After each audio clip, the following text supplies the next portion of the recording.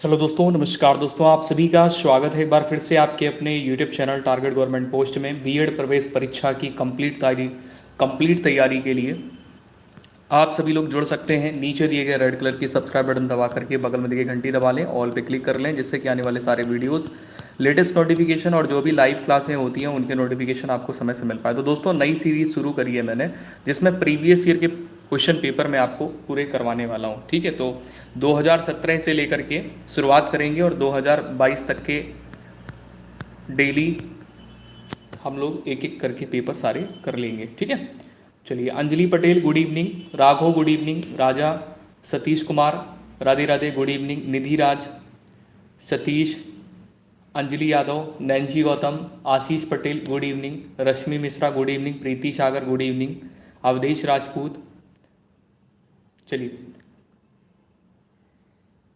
Anshika good evening, Aryan, Priyanka Tripathi, Sujata Singh good evening, good evening.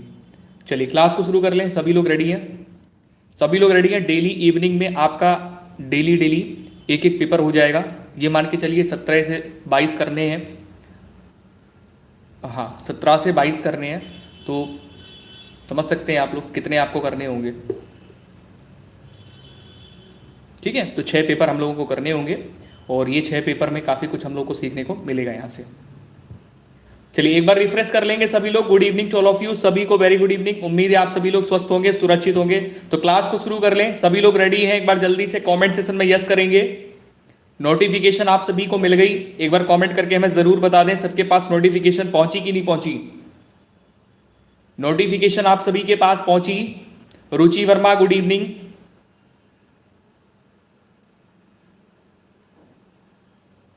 Bebu Maurya good evening.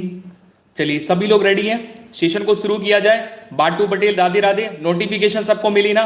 Session को like करके share जरूर कर दें। शुरुआत हम लोग यहां पर करने वाले हैं फर्स्ट पेपर से। किससे करेंगे? पेपर फर्स्ट से करेंगे। पेपर आपका जो होगा, पहला पेपर होगा फर्स्ट पेपर। फर्स्ट पेपर में क्या रहता है भाई? देखो, यूपी बीएड की अगर बात करें तो यूपी बीएड में 2 पेपर होते हैं। ठीक है, और अगर राजस्थान बीएड की बात करें तो एक ही पेपर होता है। ठीक है, हालांकि दोनों में ही 200 क्वेश्चन पूछे जाते हैं, लेकिन फर्स्ट पेपर, यहां पर फर्स्ट पेपर की बात हो रही तो फर्स्ट पेपर में 2 सब्जेक्ट होते हैं। एक सब्जेक्ट आपका जीके का होता है, जीके में 50 क्वेश्चन रहते हैं जीके जीएस में, और एक सब्जेक्ट आपका हिंदी का होता है। तो हिंदी में आपको 50 क्वेश्चन मिलते हैं। तो पहले हम लोग यहां पर फर्स्ट पेपर में करेंगे सामान्य ज्ञान, यानी जीके के क्वेश्चन करेंगे। खंड आ में आपको जीके मिलेगी, खंड आ में आपको जीके मिलेगी। ठीक है, पहला क्वेश्चन ये रहा आपके स्क्रीन पर। यहां पर आपसे पूछा गया है कि भारत के संविधान के अंतर्गत नीति निदेशक सिद्धांतों का मुख्य उद्देश्य है। पहला क्वेश्चन आपके स्क्रीन पर आ चुका है। बेटा कर देंगे चीकू प्रजापति, परेशान मत हो, पीडीएफ आज आपको सारी मिल जाएंगी। ठीक है, हाँ, थोड़ा सा टाइम नहीं मिल पाया है, तुरंत आकर के आपकी क्लास शुरू करी है, समझ लीजिए। पीडीएफ बनाया, पीडीएफ बना करके तुरंत आपकी क्लास शुरू करी है, तो थोड़ा टाइम का इशू है। एक साथ, हम जानते हो आप लोग कि एक साथ मैं पूरी पीडीएफ सेंड कर देता हूँ, जितनी पीडीएफ होती है एक साथ मैं सारी शेयर कर देता हूँ। चलिए, पहला क्वेश्चन आपके स्क्रीन पर है। यहां पर आपसे क्या कह रहा है कि भारत के संविधान के अंतर्गत नीति निदेशक सिद्धांतों का मुख्य उद्देश्य है। तो यहां पे आपका जो सही आंसर हो जाएगा, मुख्य उद्देश्य है लोक कल्याणकारी राज्य की स्थापना करना। ठीक है, ऑप्शन नंबर आपका ए यहां पे राइट हो जाएगा। गुड इवनिंग साक्षी, अगले क्वेश्चन पे आ जाइए। अगला क्वेश्चन दूसरा नंबर आपके स्क्रीन पर है। यहां पर आपसे कह रहा है कि सांख्य दर्शन के प्रवर्तक हैं, सांख्य दर्शन के प्रवर्तक हैं, सभी लोग आंसर करेंगे।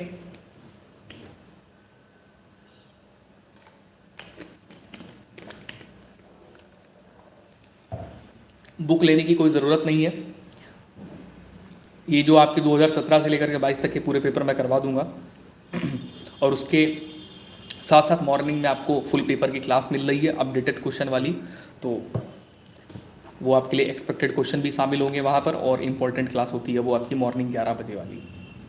चलिए यहाँ पर ध्यान देंगे, सांख्य दर्शन। Neetu good evening. सांख्य दर्शन के प्रवर्तक कौन है? तो दूसरे नंबर पर राइट आंसर क्या हो जाएगा भाई? कपिल मुनि। सांख्य दर्शन के प्रणेता कह सकते हैं, प्रवर्तक कह सकते हैं, तो कपिल मुनि हो जाएगा। ऑप्शन आपका ए राइट हो जाएगा। नेक्स्ट क्वेश्चन पे आ जाइए। तीसरा नंबर क्वेश्चन आपके स्क्रीन पर है। सामूहिक उपभोग का अर्थ क्या है? सामूहिक उपभोग का अर्थ क्या है? Richa Yadav very good morning, sorry good evening, sorry. यहां पर आ जाइए। बस धीरे धीरे अभी फास्ट फास्ट चलेंगे, पहले आप लोग सभी लोग जुड़ते जाइए और सेशन को लाइक करते जाइए, जिससे कि सभी प्यारे भाई बहन जुड़ पाएँ और कंटिन्यू आपकी क्लास रहेगी। इस टाइम पे 8 बजे से आपको डेली मैं एक एक करके पेपर सारे करवा दूंगा, ठीक है। और जो 7 बजे वाली क्लास होती है वो आपकी प्रैक्टिस क्लास होती है हिंदी की। Sangeeta Devi good evening. चलिए, सामूहिक उपभोग का अर्थ क्या होता है? सिंपल सी बात है, सामूहिक उपभोग कब होता है, कैसे होता है? तो घरेलू खपत के साथ होता है। आंसर यहाँ पर हो जाएगा घरेलू खपत। सामूहिक उपभोग का अर्थ क्या है? घरेलू खपत, ठीक है। अगले क्वेश्चन पे आ जाएंगे। अगला क्वेश्चन चौथा नंबर आपकी स्क्रीन पर है। यहां पर आपसे क्या कह रहा है? चौथे नंबर में निम्नलिखित में से किस वस्तु की मांग लोचदार है? किस वस्तु की मांग लोचदार है? Ankur Singh good evening, Manorama good evening, Sadhana Patel good evening. चलिए, चौथे नंबर पे राइट आंसर यहां पर हो जाएगा चावल। देखो क्या है कि भाई चावल यहां पर इसलिए बोला गया है कि लोचदार क्या होता है कि वस्तु की मांग के साथ साथ, जैसे मांग बढ़ रही है, मांग के साथ साथ उसके मूल्य में भी बढ़ोतरी होती है। मांग भी बढ़ती है, मांग के साथ साथ उसकी मूल्य में भी बढ़ोतरी होती है। तो यहां पर क्या करेंगे? निम्नलिखित में से किस वस्तु की मांग लोचदार है? तो यहां पे राइट आंसर क्या होगा? सी राइट हो जाएगा। नेक्स्ट क्वेश्चन पे आ जाएंगे। अगला क्वेश्चन ये रहा आपके स्क्रीन पर, 5वां नंबर है।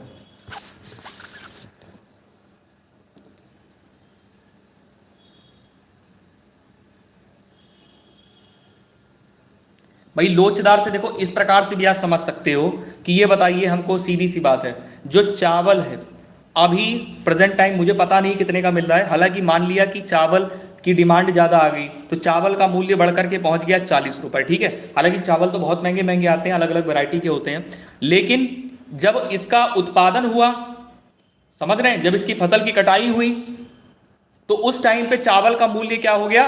घट गया। मान लीजिए 25 रुपए में आ गया या 30 रुपए में आ गया, ठीक है। तो इसलिए मांग के साथ साथ, मांग तो बढ़ती बढ़ती है लेकिन इसकी जो कीमत है, कीमत में वृद्धि भी होती है और कमी भी होती है, इसलिए इसको बोलते हैं मांग इसकी लोचदार है, ठीक है ना। अच्छा, अगले क्वेश्चन पे आ जाओ। अगला क्वेश्चन यहां पर 5वां नंबर आपके स्क्रीन पर है। कह रहा है, इसमें क्या पूछ रहा है 5वें नंबर में कि नकदी रिजर्व अनुपात और खुली बाजार क्रिया निम्नलिखित में से किसके उपकरण हैं? दोस्तों 5वें नंबर पे आपका राइट आंसर क्या हो जाएगा? बी करेक्ट हो जाएगा, मौद्रिक नीति के उपकरण हैं। नकदी रिजर्व अनुपात और खुली बाजार क्रिया निम्नलिखित में से किसके उपकरण हैं? तो मौद्रिक नीति के उपकरण हैं। अगले क्वेश्चन पे आएंगे। अगला क्वेश्चन 6 नंबर आपके स्क्रीन पर है। यहां पर आपसे ये कह रहा है कि राजस्थान के माउंट आबू में स्थित दिलवाड़ा का जैन मंदिर किस धर्म के अनुयायियों के द्वारा निर्मित किया गया था? तो यहां पे छठे नंबर पे राइट आंसर आपका क्या होगा?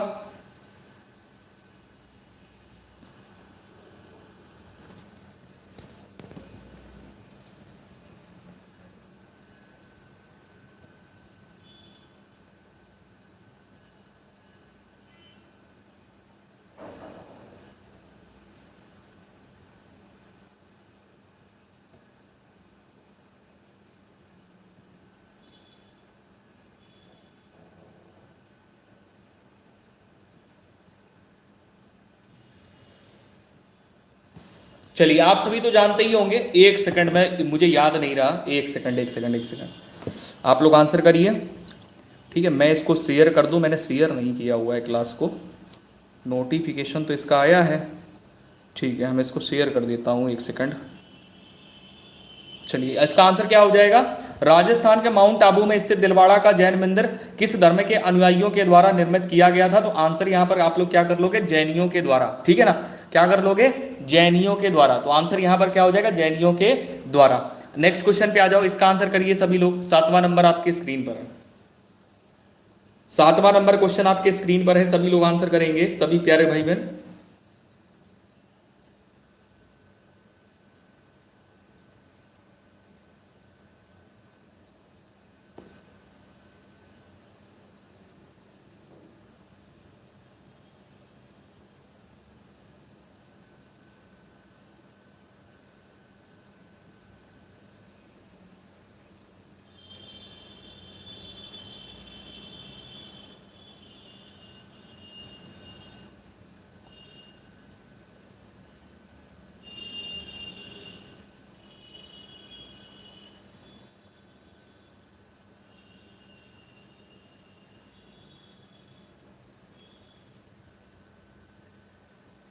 एक सेकंड,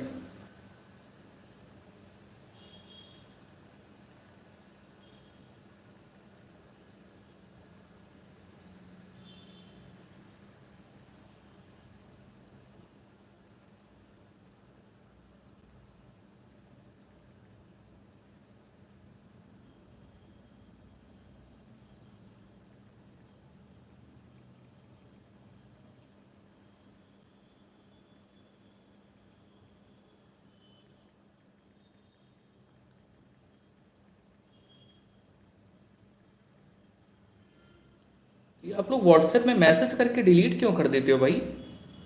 पता नहीं कैसी हैबिट हो रखी है आप लोगों की।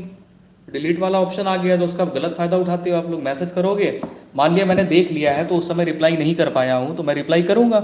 आप लोग तो हाँ। चलिए 7 नंबर पे आ जाएंगे। यहां पर आपसे कह रहा है गीत गोविंद के लेखक कौन थे? तो 7 पे राइट आंसर ऑप्शन नंबर क्या कर लेंगे, जयदेव। गीत गोविंद के लेखक कौन है, जयदेव। अगले क्वेश्चन पे आ जाओ। अगला क्वेश्चन 8वां नंबर आपकी स्क्रीन पर है। यहां पर आपसे क्या कह रहा है भाई कि दिल्ली का वह कौन सा सुल्तान था जिसने खलीफा से किसी भी प्रकार की पदवी ग्रहण नहीं की थी? ध्यान देना, दिल्ली का वह कौन सुल्तान था जिसने खलीफा से किसी भी प्रकार की पदवी ग्रहण नहीं करी थी? 4 विकल्प आपके स्क्रीन पर दिए गए, जिनमें से सही आंसर आप लोग चुनिए फटाफट से। 8वें नंबर पे right answer option number C हो जाएगा, अलाउद्दीन खिलजी। अगले क्वेश्चन पे आ जाएंगे। अगला क्वेश्चन यहाँ पे 9वां नंबर आपके स्क्रीन पर है। हमारे सौरमंडल का कौन सा ग्रह आकार में पृथ्वी के समान है? हमारे सौरमंडल में कौन सा ग्रह आकार में पृथ्वी के समान है? तो ये तो क्वेश्चन आप लोग जानते ही होंगे भाई। इसका आंसर क्या है सभी लोग? 9वें पे आंसर नंबर सी सही हो जाएगा, शुक्र। नेक्स्ट क्वेश्चन पे आ जाएंगे। अगला क्वेश्चन यहाँ पे 10वां नंबर है, निम्नलिखित में से किस ग्रह के अपने उपग्रह नहीं है? चलिए फटाफट से आंसर करेंगे। 2017 का पेपर आप लोग कर रहे हैं, ठीक है। कल 18 का करेंगे, उसके बाद 19 का, फिर 20 का करेंगे, फिर 21 का, फिर 22 का करेंगे, इस प्रकार से करेंगे। 10वें नंबर पे right answer option number C कर लेंगे, बुध। कह रहा है कि किस ग्रह के अपने उपग्रह नहीं है? तो बुध के कोई अपने उपग्रह नहीं है, ठीक है। Diksha Rawat good evening. Next question पे आएंगे। 11वां नंबर क्वेश्चन आपके स्क्रीन पर है। यहां पर आपसे कह रहा है वायुमंडलीय दशा के अध्ययन को क्या कहा जाता है? वायुमंडलीय दशा के अध्ययन को क्या कहा जाता है? 11वें पे आंसर आपका क्या हो जाएगा?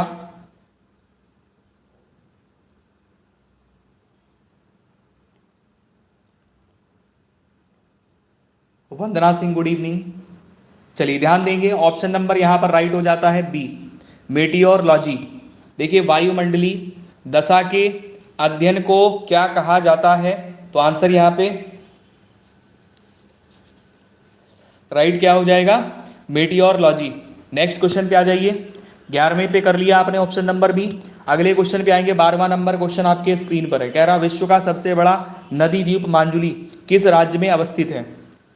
12वां नंबर क्वेश्चन आपके स्क्रीन पर है। विश्व का सबसे बड़ा नदी द्वीप मांजुली किस राज्य में अवस्थित है? तो असम में अवस्थित है, ठीक है। और ये असम में ब्रह्मपुत्र नदी के मध्य बसा नदी द्वीप है। ठीक है, तो यहाँ पर क्या राइट आंसर करोगे? असम। ऑप्शन नंबर आपका बी यहाँ पे बिल्कुल करेक्ट हो जाएगा। बहुत सारे हमारे प्यारे भाई बहन जुड़े हुए हैं भाई, सेशन को लाइक जरूर कर दें जिससे कि और भी लोगों तक लाइव सेशन पहुंच सके और भी लोग जुड़ पाए। अगले क्वेश्चन पे आ जाएंगे। 13वां नंबर क्वेश्चन आपके स्क्रीन पर है। यहाँ पर आपसे कह रहा है कि पश्चिमी घाट के उत्तरी भाग को किस नाम से जाना जाता है? पश्चिमी घाट के उत्तरी भाग को किस नाम से जाना जाता है? सभी लोग आंसर करेंगे फटाफट से। पश्चिमी घाट के उत्तरी भाग को किस नाम से जाना जाता है? 13वें नंबर प्रश्न में राइट आंसर क्या करोगे? बिल्कुल सही आंसर है कोंकण तट। ऑप्शन नंबर आपका सी बिल्कुल करेक्ट हो जाएगा। नेक्स्ट क्वेश्चन पे आ जाएंगे। अगला क्वेश्चन यहाँ पर 14 नंबर आपके स्क्रीन पर है। किस प्रजाति के वृक्ष नीलगिरी में सामान्य रूप से मिलते हैं? ध्यान देना फटाफट से। किस प्रजाति के वृक्ष नीलगिरी के सामान्य रूप से मिलते हैं? 14 नंबर पे राइट आंसर सी कर लेंगे, यूकेलिप्टस। यूकेलिप्टस आपने देखा बहुत लंबे लंबे से पेड़ होते हैं, बहुत लंबे लंबे से सीधे जाते हैं एकदम। ठीक है, किस प्रजाति के वृक्ष नीलगिरी में सामान्य रूप से मिलते हैं? तो ये सामान्य रूप से बोले या मुख्य रूप से मिलते हैं, तो यहाँ पर यूकेलिप्टस हो जाएगा। ऑप्शन नंबर आपका सी राइट होगा। नेक्स्ट क्वेश्चन पे आ जाएंगे। यहाँ पर आपको सहायक नदियाँ और मुख्य नदियाँ उनके बीच में सही मिलान करना है। तो भाई यहाँ पर देखो ध्यान से कि निम्नलिखित युग्मों का सही अध्ययन करिए। तो यहाँ पर जो सही है, कह रहा कौन सा युग्म सही नहीं है इसका पता लगाना। जो सही नहीं है उसका आंसर करना है, और जो सही है, जो सही होगा तभी तो आप पता लगा पाओगे। चलिए बहुत बढ़िया शाबाश। 15 नंबर पे राइट आंसर यहाँ पर आप क्या करोगे? 15 पे देखिए, चंबल, नर्मदा, मानस, ब्रह्मपुत्र ये सही नहीं है। सोन, यमुना ये सही है 15 नंबर पे। ठीक है, ऑप्शन नंबर आपका यहाँ पर बी राइट हो जाएगा। कौन सा युग्म सही नहीं है? तो ऑप्शन नंबर बी जो आपका है ये सही नहीं है। अगले क्वेश्चन पे आ जाओ। अगला क्वेश्चन ये रहा आपके स्क्रीन पर है। यहाँ पर क्या है?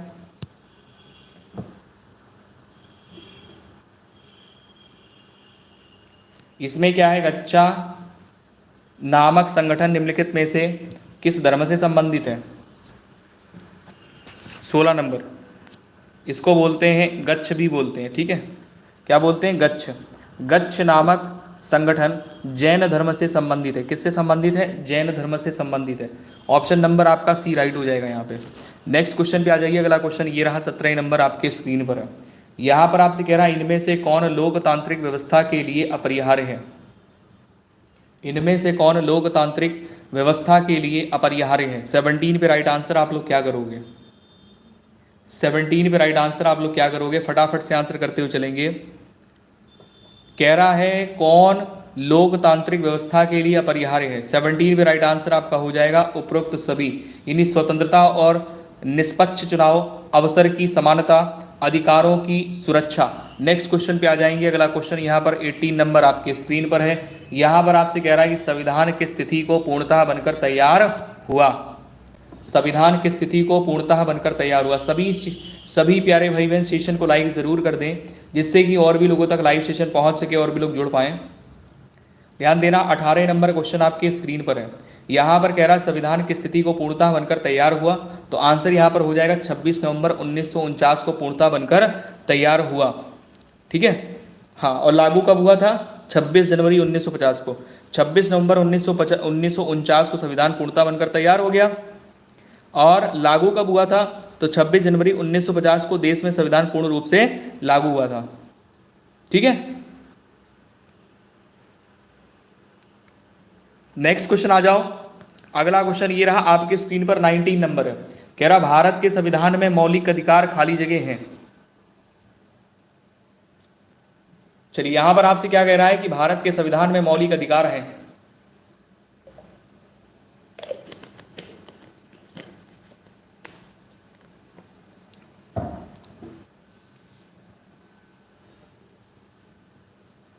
लाइक जरूर कर दें सभी प्यारे भाई बहन, सेशन को लाइक जरूर कर दें सभी प्यारे भाई बहन।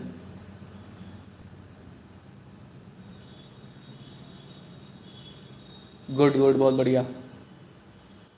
चलो ध्यान देना, भारत के संविधान में मौलिक अधिकार हैं। 19 पे ऑप्शन नंबर पहला राइट हो जाएगा, मूल संविधान के एक भाग के रूप में। मूल संविधान के एक भाग के रूप में। अगला क्वेश्चन ये रहा आपके स्क्रीन पर है 20 नंबर। यहाँ पर आपसे क्या कह रहा है कि भारतीय संविधान के किस अनुच्छेद द्वारा यह शर्त लगाई गई कि राज्य को नीति निदेशक सिद्धांत किस न्यायालय द्वारा लागू या वाद योग्य नहीं होंगे। फिर से समझना ध्यान से, भारतीय संविधान के किस अनुच्छेद द्वारा यह शर्त लगाई गई है कि राज्य के नीति निदेशक सिद्धांत किस न्यायालय द्वारा लागू या वाद योग्य नहीं होंगे? 20 पे right answer option number C कर लेंगे, अनुच्छेद 37।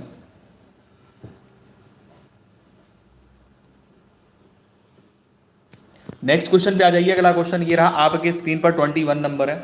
यहां पर आपसे कह रहा है कि दांडी यात्रा की शुरुआत महात्मा गांधी ने कहां से की थी?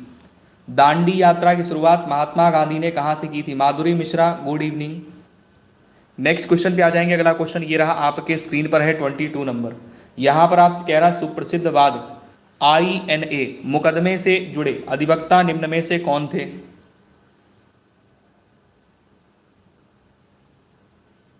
ट्वेंटी टू पे right answer option number A कर लेंगे, भूला भाई देसाई। अगला क्वेश्चन ये रहा आपके स्क्रीन पर, 23 नंबर है। स्वतंत्रता का नवगृहित तिरंगा पहली बार किस कांग्रेस अधिवेशन में फहराया गया था?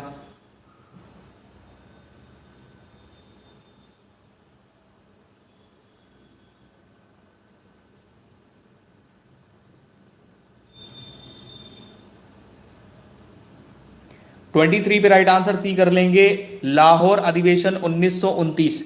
अगला क्वेश्चन ये रहा आपके स्क्रीन पर, 29 नंबर है। मातृ देवी की पूजा किस सभ्यता से संबंधित थी? मातृ देवी की पूजा किस सभ्यता से संबंधित थी? 24 नंबर पे राइट आंसर क्या होगा? 24 पे राइट आंसर हो जाएगा सिंधु घाटी सभ्यता, ऑप्शन नंबर सी। सिंधु घाटी सभ्यता, ऑप्शन नंबर सी।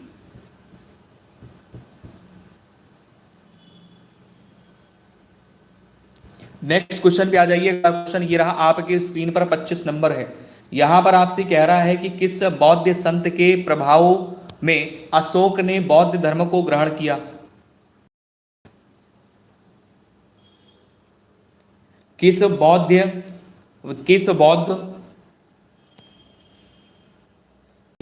संत के प्रभाव में अशोक ने बौद्ध धर्म को ग्रहण किया? 25 नंबर पे राइट आंसर बी कर लेंगे, उपगुप्त। ऑप्शन नंबर आपका बी बिल्कुल राइट होगा, उपगुप्त। अगले क्वेश्चन पे आ जाइए। 26 नंबर क्वेश्चन में आपसे कह रहा है कि विटामिन B6 का रासायनिक नाम क्या है? विटामिन B6 का रासायनिक नाम क्या है? विटामिन B6 का रासायनिक नाम क्या है? 26 पे राइट आंसर क्या करोगे? 26 पे right answer option number B कर लेंगे, पायरिडॉक्सिन। अगले क्वेश्चन पे आ जाएंगे। अगला क्वेश्चन 27 नंबर आपकी स्क्रीन पर है। गति के नियम का प्रतिपादन किसने किया था? गति के नियम का प्रतिपादन किसने किया था? 27 पे राइट आंसर ऑप्शन नंबर क्या हो जाएगा? गति के नियम का प्रतिपादन किसने किया था? आंसर यहां पर 27 में ऑप्शन नंबर ए हो जाता है, न्यूटन ने। गति के नियम का प्रतिपादन किसने किया था? न्यूटन ने। आंसर यहां पर आप लोगों ने कर लिया। अगले क्वेश्चन पे आ जाइए, 28 नंबर। यहां पर कह रहा है कि किस रोग से पीड़ित व्यक्ति को चोट लगने से या चोट लगने के काफी समय बाद तक भी रक्त लगातार बहता रहता है?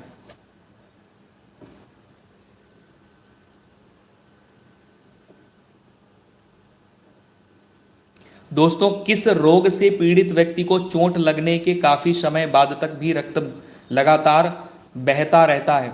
28 पे आंसर कर लेंगे, हीमोफीलिया।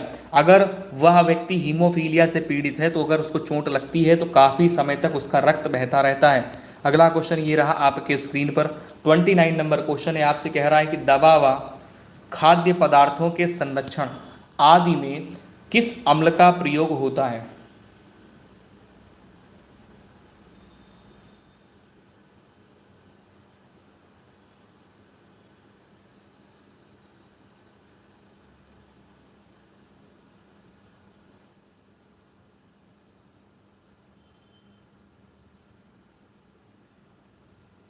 ट्वेंटी नाइन पे राइट आंसर क्या करोगे?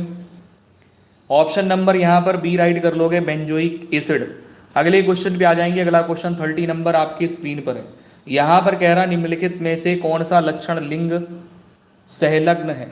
निम्नलिखित में से कौन सा लक्षण लिंग सहलग्न है? 30 पे राइट आंसर आप क्या करोगे? ऑप्शन नंबर बी और सी, हीमोफीलिया और वर्णांधता। वर्णांधता और हीमोफीलिया। ये दोनों ही लक्षण ऐसे हैं जो लिंग सहलंगता के अंतर्गत आते हैं। लिंग सहलंगन, लिग्न, सॉरी, लिंग सहलग्न, लिग्न, हाँ लिंग सहलग्न, ऑप्शन नंबर डी राइट हो जाएगा। ठीक है, बी और सी ये दोनों ऐसे लक्षण हैं जो कि लिंग सहलग्न के अंतर्गत आते हैं। अगला क्वेश्चन ये रहा आपके स्क्रीन पर है। 31 नंबर क्वेश्चन में आपसे क्या पूछ रहा है कि प्रति सेकंड 1 खरब गणना करने की क्षमता से युक्त परम 10,000 कंप्यूटर का जो निर्माण है वो किसने किया, किस कंपनी ने किया।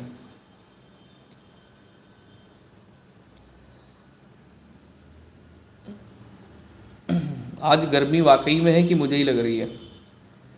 31 पे right answer option number C कर लेंगे, सी डैक ने। नेक्स्ट क्वेश्चन पे आ जाएंगे। अगला क्वेश्चन ये रहा डीटीपी। डीटीपी का फुल फॉर्म क्या होता है, विस्तार बताइए पूरा। डीटीपी का फुल फॉर्म,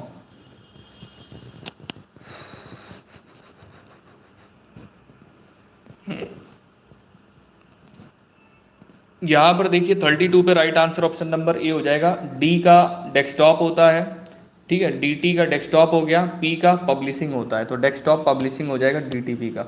अगला क्वेश्चन यहाँ पर 33 नंबर है, गुट निरपेक्षता से तात्पर्य क्या है, क्या समझते हैं आप गुट निरपेक्षता से। गुट निरपेक्षता से आप क्या समझते हैं, तात्पर्य क्या है। 33 नंबर पे आपका राइट आंसर क्या होगा।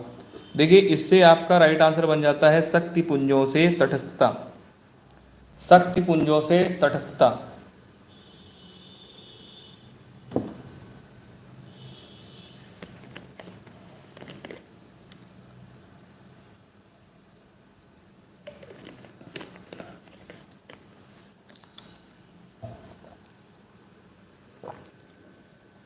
तैंतीस नंबर क्वेश्चन पे आपका सही आंसर भी हो जाएगा शक्ति पुंजों से तटस्थता। अगला क्वेश्चन ये रहा आपके स्क्रीन पे 34 नंबर है। आपसे कह रहा है कि भारत राष्ट्र संघ का सदस्य कब बना।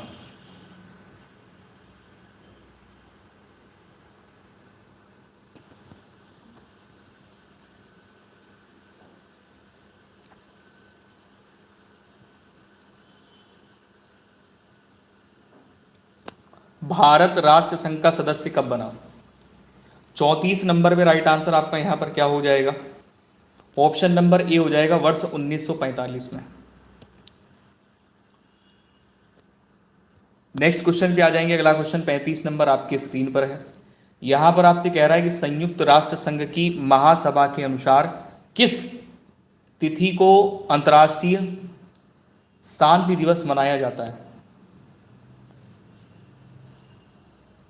35 नंबर प्रश्न में राइट आंसर हो जाएगा 21 सितंबर को अंतर्राष्ट्रीय शांति दिवस मनाया जाता है। अगला क्वेश्चन ये रहा 36 नंबर आपके स्क्रीन पर। विश्व व्यापार संगठन का मुख्य उद्देश्य है, विश्व व्यापार संगठन का मुख्य उद्देश्य है निम्न में से, तो 36 पे सही आंसर आपका क्या होगा। विश्व व्यापार संगठन का मुख्य उद्देश्य है विश्व व्यापार की मात्रा में वृद्धि करना और प्रतिबंधों की समाप्ति करना।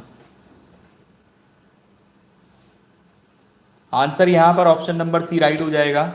अगले क्वेश्चन पे आएंगे 37 नंबर में। आपसे क्या कह रहा है, निम्नलिखित में से कौन सा पुरस्कार खेल क्षेत्र में प्रशिक्षण के लिए दिया जाता है। कौन सा पुरस्कार है जो कि खेल क्षेत्र में प्रशिक्षण के लिए दिया जाता है। 37 पे राइट आंसर बी कर लेंगे, द्रोणाचार्य पुरस्कार, जो कि खेल क्षेत्र में प्रशिक्षण के लिए दिया जाता है। अगले क्वेश्चन पे आ जाएंगे। अगला क्वेश्चन ये रहा आपके स्क्रीन पर, 38 नंबर है। अर्थशास्त्र का नोबेल पुरस्कार किसके द्वारा दिया जाना आरंभ हुआ।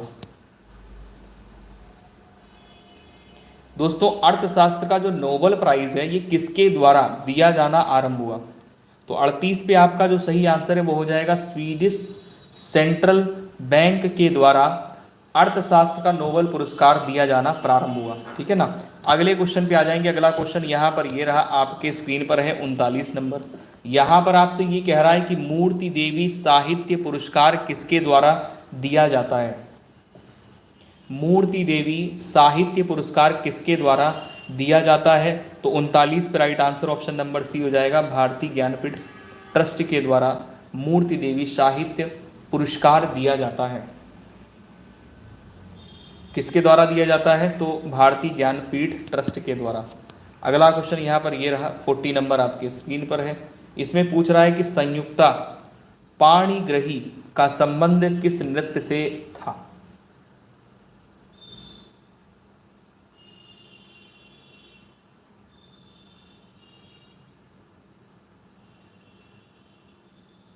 फोर्टी पे आपका जो सही आंसर है ना वो हो जाएगा ओडिशी। ऑप्शन नंबर आपका डी राइट होगा, ओडिशी बिल्कुल करेक्ट हो जाएगा। संयुक्ता पाणिग्रही का संबंध किस नृत्य से था, तो ओडिशी से। अगला क्वेश्चन यहाँ पर ये रहा, 41 नंबर आपके स्क्रीन पर है। यहाँ पर आपसे कह रहा है कि विश्व के 7 प्रमुख सागरों को पार करने वाली प्रथम महिला कौन थी।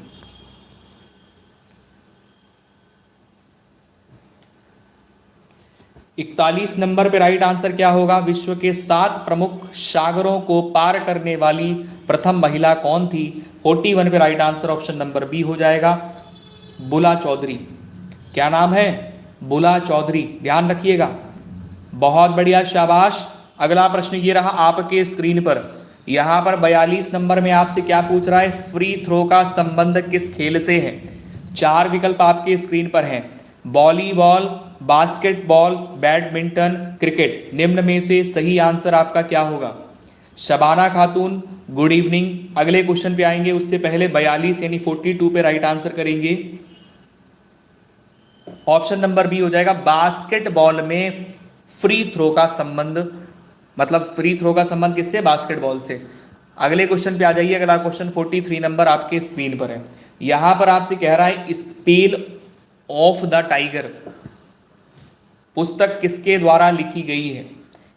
ध्यान देना, स्पेल ऑफ द टाइगर पुस्तक किसके द्वारा लिखी गई है। निम्न में से आपका करेक्ट आंसर क्या होगा। 43 पे राइट आंसर, पुस्तकें बहुत ध्यान से, बहुत ध्यान से, पुस्तकें बहुत ध्यान से, ध्यान देना, ध्यान से, ठीक है। हाँ, स्पेल ऑन द टाइगर पुस्तक किसके द्वारा लिखी गई है, तो सही आंसर आपको ध्यान रखना है, एस माउंट गोमेरी। ठीक है, एस माउंट गोमरी। ऑप्शन नंबर आपका सी बिल्कुल सही होगा, ध्यान रखिएगा। अगले क्वेश्चन पे आ जाइए। यहां पर आपसे कह रहा है, कलर ब्लाइंडनेस यानी रंग वर्णांधता किस प्रकार का रोग है।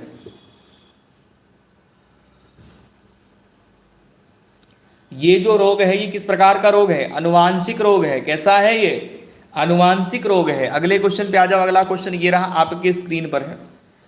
45 नंबर में आपसे 45 में ये कह रहा है कि बेरी बेरी रोग भोजन के किस विटामिन की कमी के कारण होता है।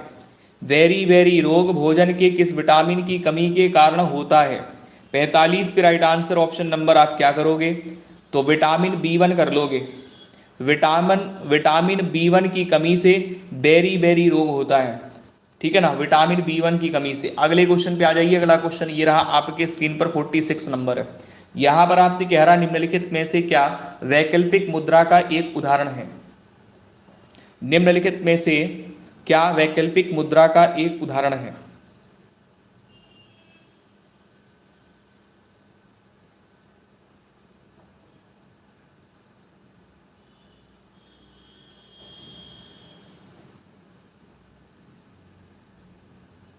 फोर्टी सिक्स पे आपका सही आंसर यहां पर सी हो जाता है, चेक। नेक्स्ट क्वेश्चन पे आ जाएंगे। अगला क्वेश्चन ये रहा आपके स्क्रीन पर, 47 नंबर। इसमें पूछ रहा है कि गोल्डन हैंडशेक स्कीम का संबंध किससे। गोल्डन हैंडशेक स्कीम का संबंध किससे है। Anjali Singh, good evening. विदेशी कंपनियों को बुलाने से है, लोक उद्यमों में निजी निवेश से है, संयुक्त उद्यमों की स्थापना से है, या स्वैच्छिक सेवानिवृत्ति से है। तो 47 पे जो सही आंसर है वो है स्वैच्छिक सेवानिवृत्ति से गोल्डन हैंडशेक स्कीम का संबंध है। अगला क्वेश्चन यहाँ पर 48 नंबर। यहाँ पर आपसे ये पूछ रहा है, निम्नलिखित में से किस पंचवर्षीय योजना में वास्तविक विकास दर लक्षित विकास दर से कम थी।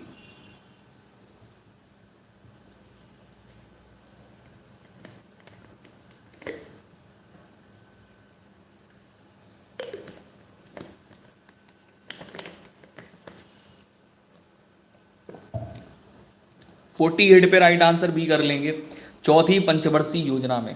अगला क्वेश्चन यहाँ 49 नंबर आपकी स्क्रीन पर है। निम्नलिखित में से क्या मात्रात्मक साख नियंत्रण की एक विधि नहीं है?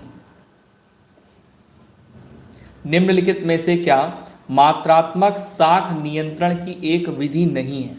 बैंक दर, नकद प्रारक्षित अनुपात, वैधानिक तरलता अनुपात, बचत खातों पर ब्याज दर में बढ़ोतरी। 49 पे right answer option number D हो जाएगा, बचत खातों पर ब्याज दर में बढ़ोतरी।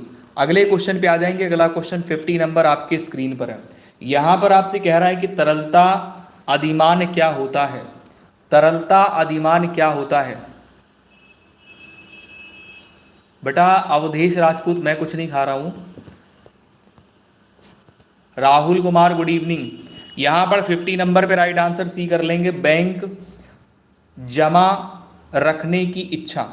बैंक में जमा रखने की इच्छा। तरलता अधिमान क्या कहलाता है? मतलब इसका अर्थ, तरलता अधिमान का अर्थ होता है कि बैंक में जमा रखने की इच्छा।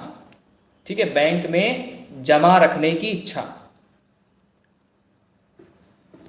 नेक्स्ट क्वेश्चन पे आ जाएंगे। अगला क्वेश्चन अब हिंदी का है। 50 क्वेश्चन आप लोगों ने कर लिए। 2017 का पेपर कर रहे हैं, डेली करके एक एक पेपर आपका इसी प्रकार से फिनिश करवा देंगे।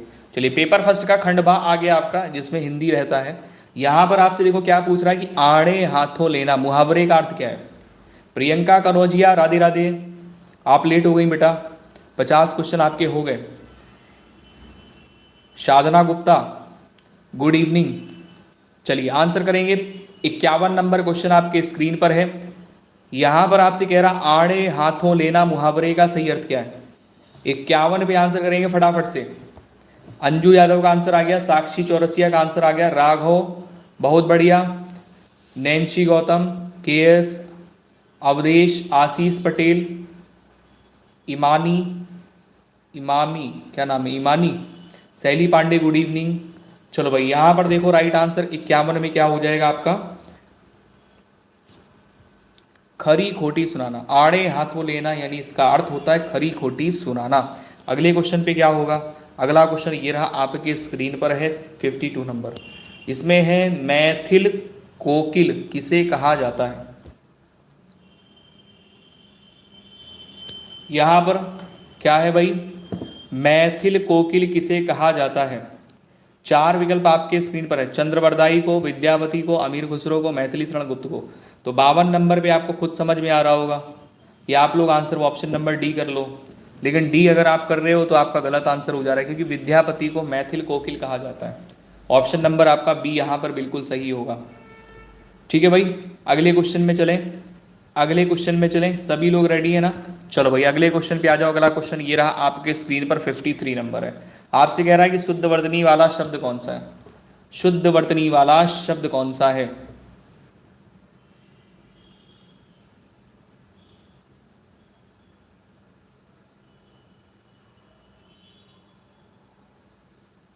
करेंगे बेटा, साक्षी को चौरसिया थोड़ा सा वेट कर लो, 1-2 दिन रुक जाओ, है ना, सब्र करो थोड़ा सा।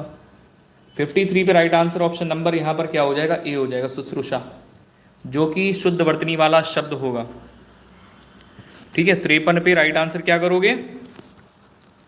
53 में शुश्रूषा, ऑप्शन नंबर ए राइट होगा कि आपका सी राइट होगा?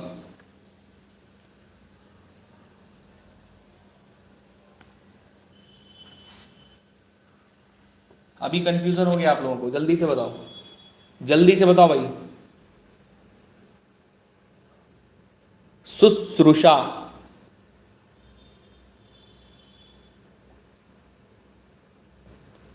शुश्रूषा का शुद्ध शब्द निम्न में से कौन सा है?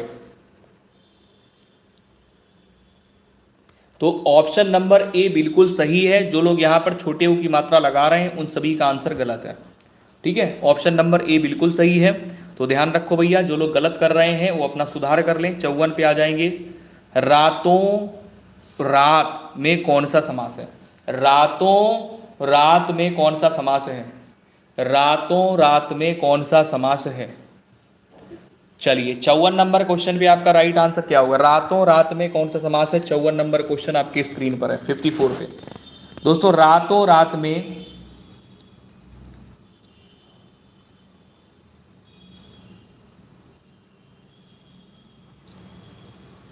रातों रात में कौन सा समास करोगे आप लोग?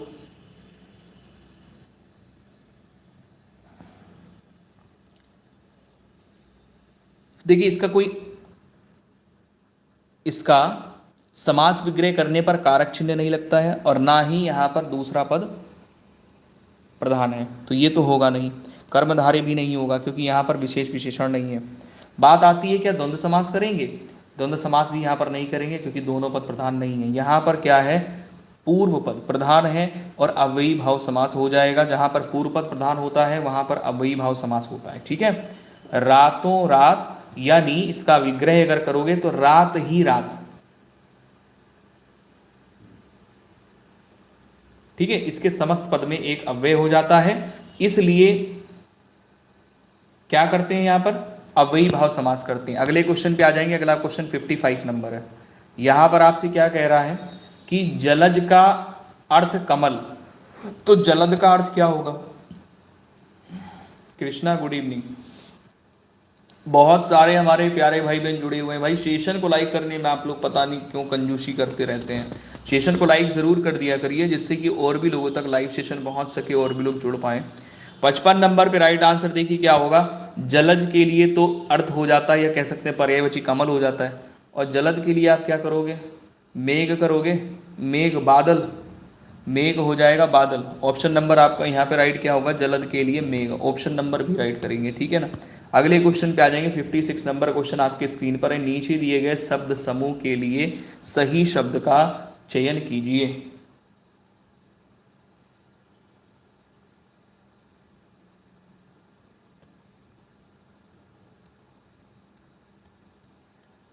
वह कवि जो तत्क्षण कविता कर सके, वह कवि जो तत्क्षण कविता कर सके, इसके लिए एक शब्द क्या होगा? भाई वह कवि जो तत्क्षण कविता कर सके अर्थात जो कविता को तुरंत बना सके उसे आशु कवि कहते हैं। क्या कहते हैं? आशु कवि कहते हैं। ऑप्शन नंबर ए राइट हो जाएगा। ठीक है, अगले क्वेश्चन पे आ जाओ भाई फटाफट से। 57 नंबर क्वेश्चन में आपसे क्या कह रहा है? अबलौ नसानी अब ना नसई हो, अबलौ नसानी अब ना नसई हो में कौन सा रस है? में कौन सा रस है? नित्या गुप्ता लेट हो गई है आप, गुड इवनिंग। यहां पे 57 पे राइट आंसर क्या हो जाता है? दी गई पंक्ति में शांत रस होगा। ऑप्शन नंबर ए बिल्कुल सही है जो लोग कर रहे हैं। अगले क्वेश्चन पे आ जाएंगे। 58 नंबर पे आपसे कह रहा है उच्छृंखल का विलोमार्थक शब्द क्या है? उच्छृंखल का विलोमार्थी शब्द क्या है? 58 पे राइट आंसर क्या करोगे? विनम्र। इसका विलोम शब्द उच्छृंखल का क्या होता है? विनम्र। Option number D.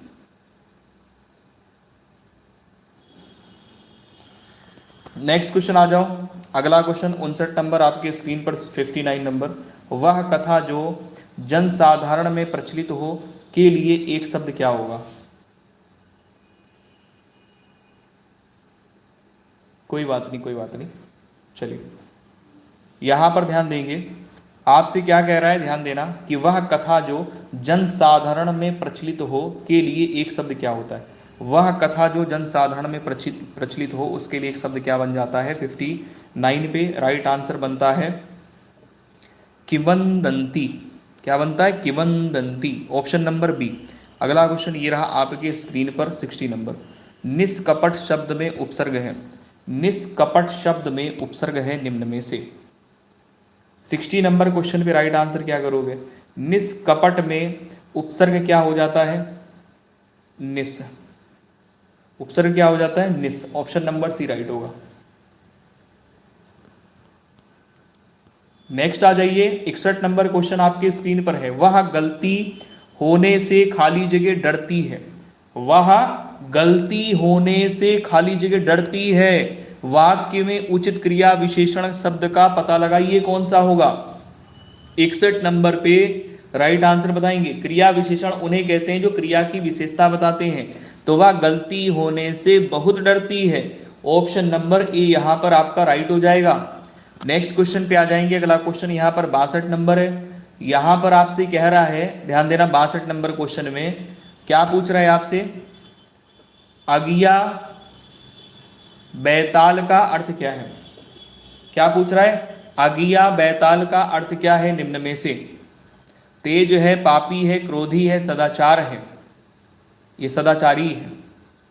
निम्न में से राइट आंसर क्या करोगे भाई 62 नंबर क्वेश्चन में। अगिया बैताल का अर्थ निम्न में से क्या बना लोगे, क्रोधी होता है। अगिया बैताल का मतलब अगिया बैताल एक मुहावरा है जिसका अर्थ होता है क्रोधी होना। ठीक है, इसका अर्थ क्या होता है, क्रोधी होना, क्योंकि ये एक मुहावरा का भी काम करता है। यहाँ पर अगला क्वेश्चन हो जाएगा 63 नंबर में कि बताइए किस शब्द में उपसर्ग का प्रयोग हुआ है। किस शब्द में उपसर्ग का प्रयोग हुआ है। गुड इवनिंग नेहा मिश्रा, बहुत लेट हो गई आप, क्लास खत्म होने वाली है अब तो। 63 नंबर पे राइट आंसर क्या करेंगे, उपकार शब्द में उप उपसर्ग जुड़ा है। उपकार शब्द में उप उपसर्ग जुड़ा है।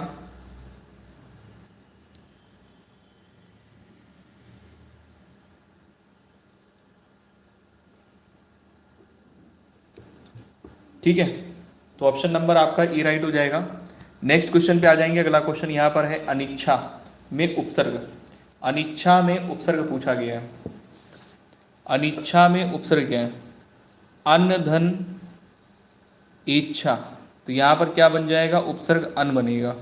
तो ऑप्शन नंबर आपका बी राइट हो जाएगा, जो कि उपसर्ग है यहाँ पे।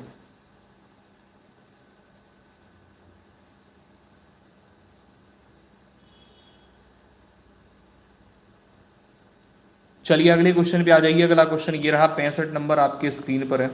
यहाँ पर आपसे कह रहा है कि इंद्रियों को वश में रखने वाला, इसके लिए एक शब्द क्या होता है। इंद्रियों को वश में रखने वाला, इसके लिए एक शब्द क्या होगा 65 नंबर पे। इंद्रियों को वश में रखने वाला इंद्रिय जीत कहलाता है। क्या कहलाता है, इंद्रिय जीत। इंद्रिय जीत, ऑप्शन नंबर सी।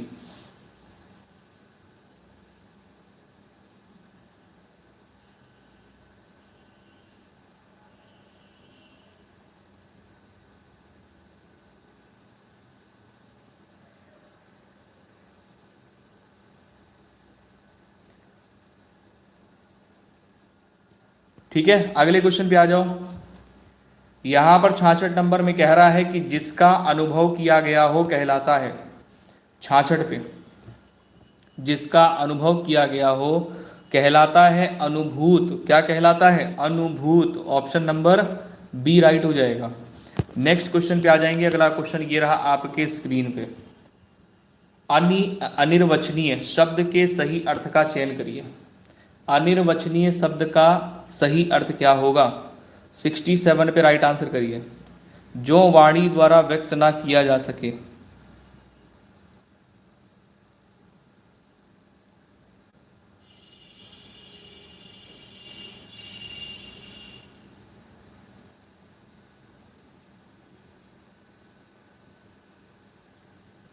सड़सठ नंबर क्वेश्चन पे राइट आंसर क्या करेंगे, अनिर्वचनीय शब्द का सही अर्थ क्या है।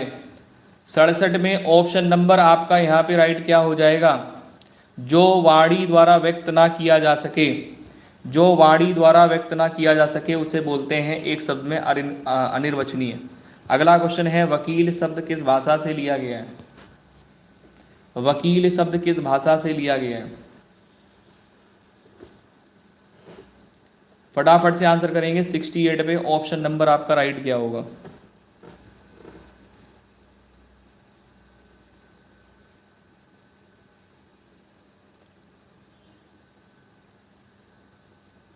सिक्सटी एट पे राइट आंसर हो जाता है वकील अरबी भाषा से लिया गया है। ऑप्शन नंबर बी राइट होगा। नेक्स्ट क्वेश्चन पे आ जाइए। अगला क्वेश्चन यहाँ पर 69 नंबर है। यहाँ पर आपसे कह रहा है कि वह कौन सा शब्द है जो प्रायः बहुवचन में प्रयुक्त होता है।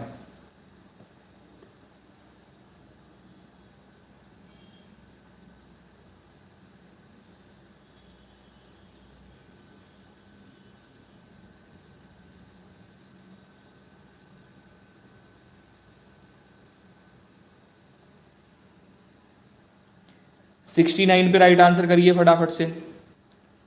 यहां पर बहुवचन प्राण शब्द हो जाएगा, जो प्रायः बहुवचन में रहता है, प्रयुक्त होता है, तो प्राण हो जाएगा। ठीक है, अगले क्वेश्चन पे आ जाओ फटाफट से सभी प्यारे भाई बहन। 70 नंबर क्वेश्चन में आपसे कह रहा है कि महिमा शब्द में किस प्रत्यय का प्रयोग हुआ है। महिमा में प्रत्यय क्या है? महिमा शब्द में प्रत्यय पूछा गया है। प्रत्यय किसी भी शब्द के आखिरी में अंत में जुड़कर उन शब्दों के अर्थ को परिवर्तित कर देते हैं। 70 पे तो छोटी ई माँ में बड़ा की मात्रा, ऑप्शन नंबर डी राइट होगा, ई माँ। अगला क्वेश्चन 71 नंबर आपसे पूछ रहा है कि लोभी विशेषण किस विधि से निर्मित शब्द है।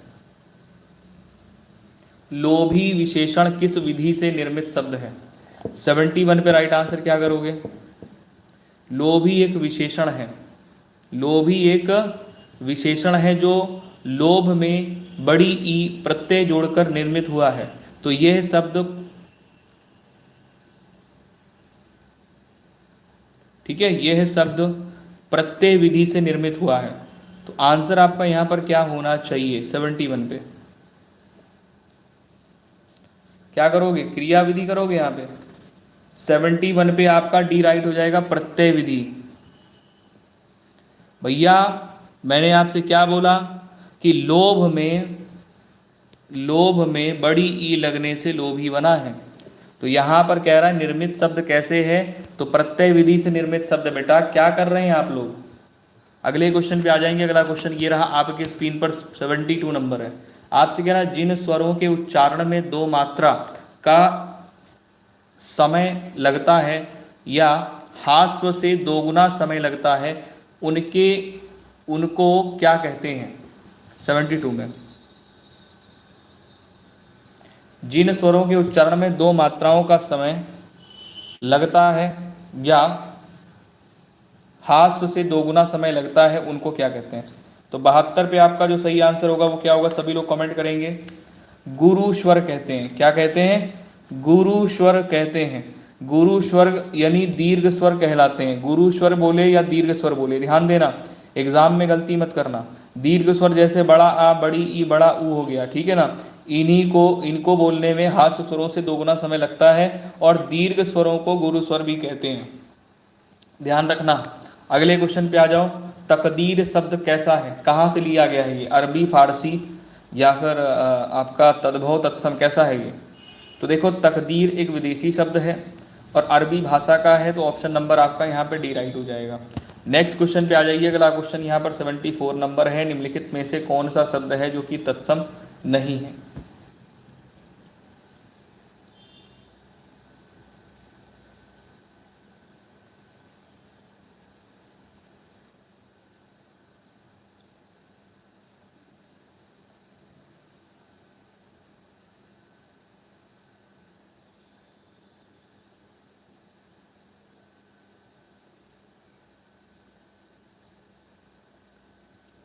सेवेंटी फोर पे राइट आंसर क्या करोगे? पीढ़ी एक तद्भव शब्द है। कैसा है? तद्भव शब्द है। कह रहा था कि तत्सम शब्द नहीं होना चाहिए, तद्भव होना चाहिए, तो पीढ़ी हो गया। 75 में आ जाएंगे। यहाँ पर आपसे कह रहा है कि जिन शब्दों का रूप सदैव समान रहता है उन्हें कहते हैं। जिन शब्दों का रूप सदैव समान रहता है उन्हें कहते हैं। बहुत सारे हमारे प्यारे भाई बहन जुड़े हुए हैं। आज की क्लास का छोटा सा टारगेट रहता है 100 लाइक्स का, तो सभी प्यारे भाई बहन लाइक जरूर कर दें, जिससे कि आज की आपकी क्लास के 100 लाइक्स पूरे हो सकें। जिन लोगों ने अभी तक सेशन को लाइक नहीं किया, लाइक जरूर कर दें सभी प्यारे भाई बहन। 75 पे राइट आंसर आपका क्या हो जाएगा? जिन शब्दों का रूप सदैव समान रहता है, बदलता नहीं है, उन्हें हम लोग अव्यय कहते हैं। अभिकारी शब्द क्या बोलते हैं? उन्हें अव्यय बोलते हैं। अगले क्वेश्चन पे आ जाएंगे। अगला क्वेश्चन ये रहा आपके स्क्रीन पर, 76 नंबर है। धीरे चलो में अव्यय का कौन सा प्रकार है? धीरे चलो में अव्यय का कौन सा प्रकार है? 76 में धीरे चलो में धीरे एक क्रिया विशेषण अव्यय है। 76 में धीरे जो है ये क्रिया विशेषण अव्यय है। तो धीरे चलो में अव्यय कौन सा है? अव्यय का ही एक भेद है, क्रिया विशेषण। अगले क्वेश्चन पे आ जाएंगे। अगला क्वेश्चन 77 नंबर ये रहा आपके स्क्रीन पर। कह रहा है कि किस वाक्य में परिमाणवाचक क्रिया विशेषता है?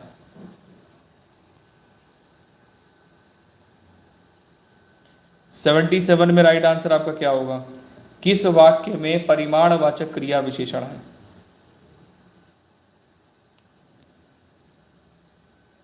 परिमाणवाचक जहां पर दिया हो बहुत, तो यहां पर आपने देख लिया बहुत मिल गया। इस बार बारिश में बहुत ओले पड़े। जहां पर परिमाणवाचक हो यानी मात्रा की बात करेगा वहां पर आप लोग ऑप्शन नंबर डी कर लो, बहुत बिल्कुल सही आंसर हो जाएगा। अगला क्वेश्चन यहां पर ये रहा 78 नंबर है, मितव्यय। क्या है? मितव्यय शब्द का विलोम होता है। मितव्यय शब्द का विलोम निम्न में से होगा। 78 पे मितव्यय का अर्थ क्या होता है? देखिए, मितव्यय का अर्थ हो जाता है आवश्यकता अनुसार खर्च करना या कम खर्च करना। तो यहाँ पर आप क्या करोगे? मितव्ययी यानी कम खर्च करने वाला, और अल्पव्ययी इसका विपरीत होता है, अत्यधिक खर्च करने वाला है। तो 78 पे राइट आंसर क्या करोगे? 78 पे सी कहाँ से हो जाएगा? 78 पे हो जाएगा अपव्यय। नेक्स्ट क्वेश्चन पे आ जाओ। विलोम पूछा है ना बेटा, विलोम करना है, क्या करोगे? अगले क्वेश्चन पे आओ। व्यभिचारी, व्यभिचारी शब्द के लिए विलोम करिए। 79 पे व्यभिचारी शब्द के लिए विलोम करेंगे तो यहां पर क्या हो जाएगा? व्यभिचारी का विलोम सदाचारी होता है। सदाचारी, ऑप्शन नंबर डी राइट कर लेंगे। अगला क्वेश्चन ये रहा 80 नंबर आपके स्क्रीन पर है। यहां पर आपसे कह रहा है निम्न में से किस वाक्य में क्रिया विशेषण का प्रयोग नहीं हुआ है?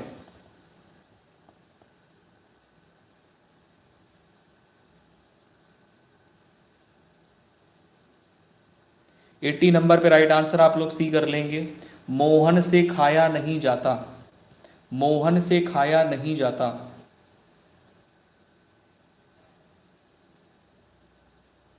बेटा 20 क्वेश्चन और हैं, 20 क्वेश्चन। जिनको टाइम नहीं है तो अपना जो भी करना चाहे कर लें। हालांकि इंपॉर्टेंट है, पूरा पेपर करवा रहे हैं, बहुत फटाफट से करवा रहे हैं, स्पीड में करवा रहे हैं, तो आपका सेशन जल्दी ही कंप्लीट हो जाएगा, है ना, बहुत टाइम नहीं हुआ है। चलिए, प्रत्यय शब्द निर्मित है। प्रत्यय शब्द निर्मित है, कैसे बना हुआ है प्रत्यय शब्द? प्रतिधन ऐसे। कैसे बना है? प्रतिधन ऐसे, ऑप्शन नंबर आपका सी राइट हो जाएगा। ठीक है, प्रतिधन ऐसे प्रत्यय बना हुआ है। अगले क्वेश्चन पे आ जाइए। अगला क्वेश्चन यहां पर है सच्चिदानंद शब्द का संधि विच्छेद करिए। सच्चिदानंद शब्द का संधि विच्छेद करिए। सत धन चित्त धन आनंद, ऑप्शन नंबर आपका ये राइट हो जाएगा। सत धन चित्त धन आनंद।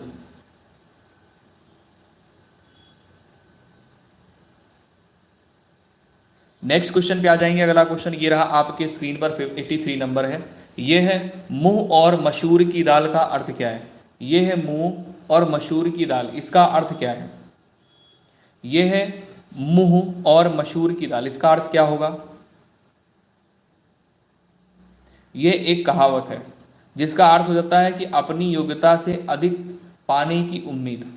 अपनी योग्यता से अधिक पाने की उम्मीद, मुंह और मसूर की दाल, इसका अर्थ होता है ये। नेक्स्ट क्वेश्चन पे आ जाएंगे। अगला क्वेश्चन ये रहा चित्त पर चढ़ना, इसका अर्थ क्या है?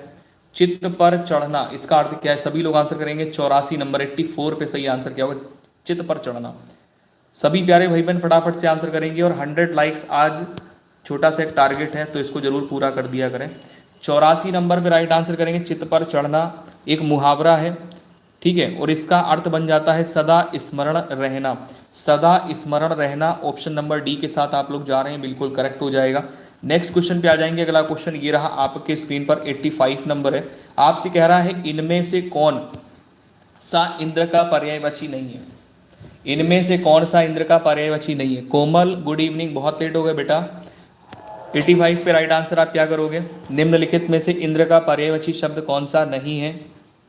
इंद्र के प्रमुख पर्यायवाची होते हैं कौन कौन से? देवेंद्र होता है, सुरेंद्र होता है, सुरपति होता है, महेंद्र होता है, शक्र होता है, गणाधिप नहीं होता है। गणाधिप इंद्र का पर्यायवाची नहीं है।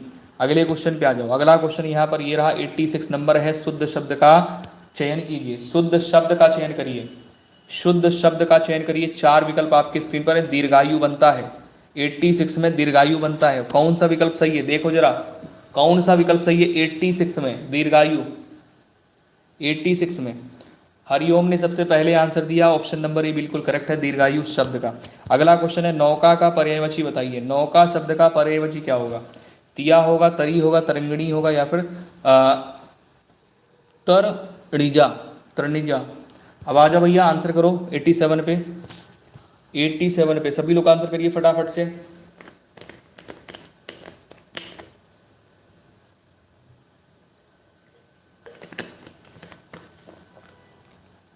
एटी सेवन पे राइट आंसर क्या होता है? नौका, नौका,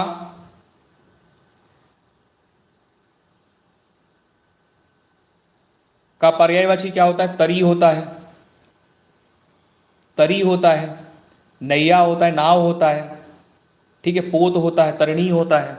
अगले क्वेश्चन पे आ जाओ, नेक्स्ट क्वेश्चन पे आ जाएंगे। तीनों कालों को जानने वाले को क्या कहते हैं? एक शब्द बताइए, तीनों कालों को जानने वाला, इसके लिए एक शब्द क्या होगा? तीनों कालों को जानने वाला, इसके लिए एक शब्द क्या होगा? तीनों कालों को जानने वाला, इसके लिए एक शब्द क्या होगा? 88 पे राइट आंसर क्या करोगे? त्रिकालज्ञ करोगे। क्या करोगे? त्रिकालज्ञ। ऑप्शन नंबर आपका ई राइट होगा। नेक्स्ट क्वेश्चन पे आ जाइए। अगला क्वेश्चन ये रहा 89 पे आपके स्क्रीन पर है, संस्कृति शब्द का विशेषण क्या है?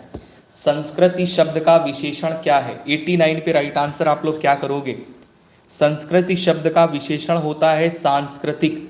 सांस्कृतिक ऑप्शन नंबर आपका बी बिल्कुल करेक्ट हो जाएगा, बी बिल्कुल करेक्ट हो जाएगा। नेक्स्ट क्वेश्चन पे आ जाइए। अगला क्वेश्चन 90 नंबर आपके स्क्रीन पर है, इनमें से किस शब्द का अर्थ पतवार भी होता है? इनमें से किस शब्द का अर्थ पतवार भी होता है? 90 पे राइट आंसर आप लोग क्या करोगे? देखिए, पतवार कर्ण का अनेकार्थक शब्द है, कर्ण का अनेकार्थक शब्द है, तो यहां पर कह रहा है कि इनमें से किस शब्द का अर्थ पतवार होता है, तो कर्ण। क्या करोगे? 90 पे सही आंसर आपका क्या हो जाएगा? बी हो जाएगा, कर्ण। अगले क्वेश्चन पे आ जाइए। अगला क्वेश्चन ये रहा आपके स्क्रीन पर, 91 नंबर क्वेश्चन है। यहाँ पर आपसे कह रहा है निम्नलिखित में से कौन सा शब्द है जो कि यामिनी का पर्यायवाची नहीं है? यामिनी किसका पर्यायवाची होता है? रात का, रजनी का, निशा का, विभावरी का। दिवस नहीं होता है, दिवस होता है दिन का पर्यायवाची, ठीक है ना। तो आंसर यहाँ पर आपका डी बिल्कुल करेक्ट हो जाएगा, ठीक है। नेक्स्ट क्वेश्चन पे आ जाइए। अगला क्वेश्चन ये रहा आपके स्क्रीन पर, 92 नंबर है। इसमें है आधी रात का समय। इस आधी रात का समय क्या कहलाता है? एक शब्द क्या होगा इसके लिए? आधी रात का समय क्या कहलाता है? 92 पे इसको बोलते हैं निशीथ। क्या बोलते हैं? आधी रात का समय क्या कहलाता है? निशीथ, निशीथ कहलाता है। अगला क्वेश्चन ये रहा आपके स्क्रीन पर। यहाँ पर आपसे क्या कह रहा है? कर्षण में निम्नलिखित शब्दों का विपरीतार्थक शब्द यानी विलोम शब्द बताइए। 93 पे सही आंसर क्या होगा? कर्षण का विपरीतार्थक शब्द होता है विकर्षण। क्या बनता है? विकर्षण बनता है। ऑप्शन नंबर डी राइट होता है। नेक्स्ट क्वेश्चन पे आ जाइए। अगला क्वेश्चन 94 नंबर आपके स्क्रीन पर है, विहित के लिए सही, विहित के लिए सही विलोम शब्द क्या होगा? विपरीतार्थक शब्द क्या होगा? 94 नंबर पे राइट आंसर बताएंगे।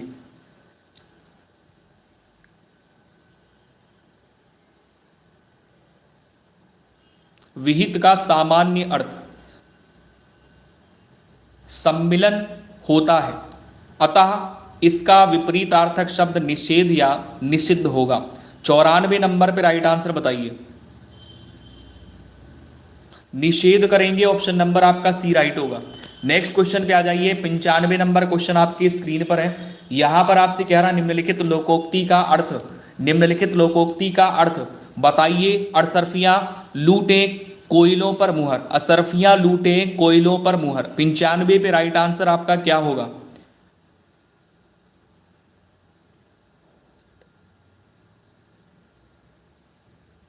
पंचानवे पे राइट आंसर आपका क्या हो जाएगा?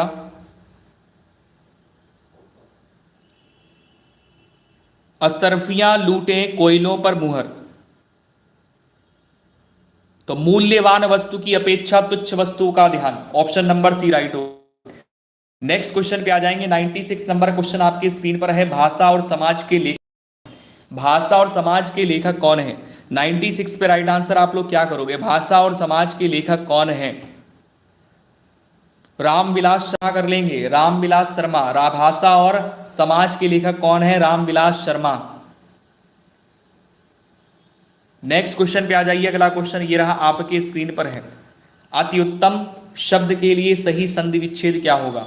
अति उत्तम शब्द के लिए सही संधि विच्छेद करिए। यहां पे अति उत्तम शब्द के लिए सही संधि विच्छेद करिए। यहां पे, अति उत्तम शब्द के लिए सही संधि विच्छेद करिए। यहां पे, अति उत्तम शब्द के लिए सही संधि विच्छेद करिए। यहां पे, अति उत्तम शब्द के लिए सही संधि विच्छेद करिए। यहां पे, इसके बाद में 9:30 बजे से आपका इवेंट लगा हुआ है रीजनिंग की क्लास का।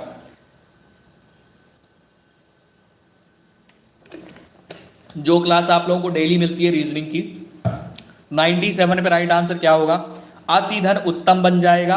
अति उत्तम के लिए क्या बनता है? अति धन उत्तम। कहां दिख रहा है? अति धन उत्तम, ऑप्शन नंबर बी। ठीक है, यण संधि का उदाहरण है। अगले क्वेश्चन पे आ जाएंगे। अगला क्वेश्चन यहां पर 98 नंबर है। इसमें कह रहा नीरस के लिए सही संधि विच्छेद क्या है? नीरस के लिए सही संधि विच्छेद होता है निहिधन रस। निहिधन रस विसर्ग संधि का उदाहरण है। ठीक है ना। अगले क्वेश्चन पे आ जाएंगे। अगला क्वेश्चन ये रहा 99 नंबर है। कह रहा दृष्टि राष्ट्रीयता का आधार है। धर्मानुसार, धर्मनिरपेक्ष, धर्म सम्मत और धर्म सापेक्ष। तो देखिए, धर्मनिरपेक्ष दृष्टि राष्ट्रीयता का आधार है। ठीक है, तो रिक्त स्थान में क्या रखोगे? धर्मनिरपेक्ष रखोगे, धर्मनिरपेक्ष। अगले क्वेश्चन पे आ जाओ। आखिरी क्वेश्चन 100 नंबर है। निम्नलिखित में से शुद्ध वर्तनी कौन सी है? निम्नलिखित में से शुद्ध वर्तनी कौन सी है? 100 नंबर पे शुद्ध वर्तनी निम्न में से कौन सी है?